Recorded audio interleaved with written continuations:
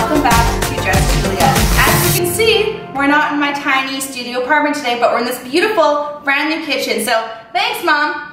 Today I'm going to be showing you how to make the perfect steak. Now I know this can be a little daunting, but I have some really easy tips for you guys.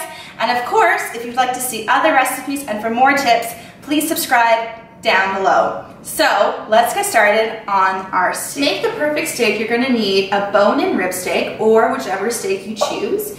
You're going to have a knob of butter, 2 cloves of garlic, and then some fresh rosemary, and then of course, very important, some coarse salt and pepper. The first thing you're going to want to do when you cook your steak is make sure you take it out of the fridge at least 30 minutes before you're going to cook it. And the reason why you want to do that is because if you put something super cold into a smoking hot pan, it's just going to shrink up and become super tough and not super tasty. So make sure you bring your meat to room temperature. So I have a bone-in rib steak right here.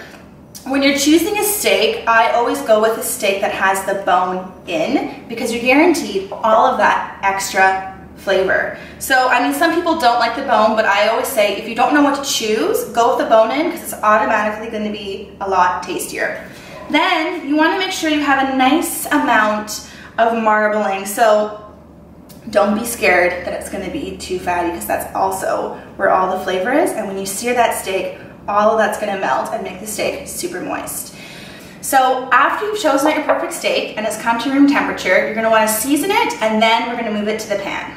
First, to season your steak, we're going to use just classic salt and pepper, but what you want to do is make sure the steak is nice and dry. So take some paper towel here and just make sure there's no moisture left on there. Flip it over and do the same. If there's any sort of moisture or wetness on the steak, it's just going to sizzle up and spark up right when you put it into the hot pan. So we're going to do some generous salt and pepper. I always say if you're not sure how much salt to put a little bit extra. And then that'll be the perfect amount. And make sure you do the same for the other side. Okay, so now on to the cooking of the steak. Today I'm using a cast iron pan, and I really like using cast iron because it really cooks the steak nice and evenly, and it's harder to burn the steak because the cast iron really absorbs all that heat. So you really want to preheat your pan. Now cast iron takes a little bit longer to warm up than a conventional metal pan, but this one's nice and hot. You can tell if it's hot if you just have your hand over and it's nice and warm.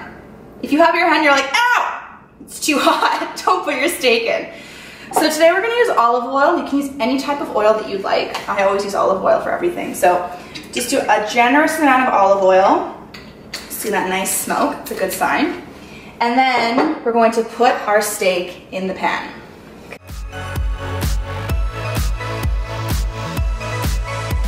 Now the steak has been cooking for about 2 minutes or so, and I'm going to give it a flip.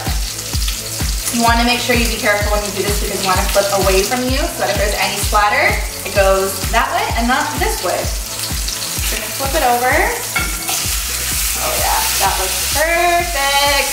Okay, now at this point, I'm going to add in some fresh rosemary, and then we're going to add 2 cloves of garlic, and we're going to add a knob of butter. So this is going to really add to all that beautiful flavor. And we're just going to get that butter and all those juices and just rub it all over the top of the steak. Make sure all those nice juices are getting all onto the steak. We're going to cook this for another 2 to 3 minutes, and that's going to be the perfect medium rare. All right, check out that beautiful steak. Now let's put this onto a plate. I'm going to drizzle that butter right on top for a little sauce.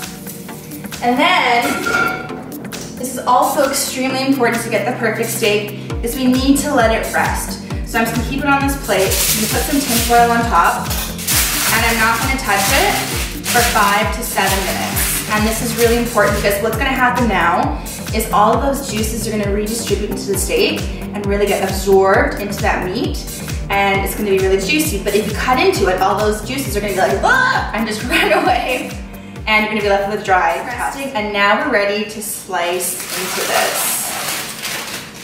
Ooh, that looks good. So I'm going to transfer to my cutting board here.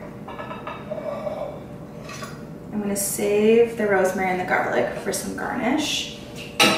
And then when you're slicing a steak, you want to make sure you slice away from the grain. Also, just a way to avoid a tough cut of steak.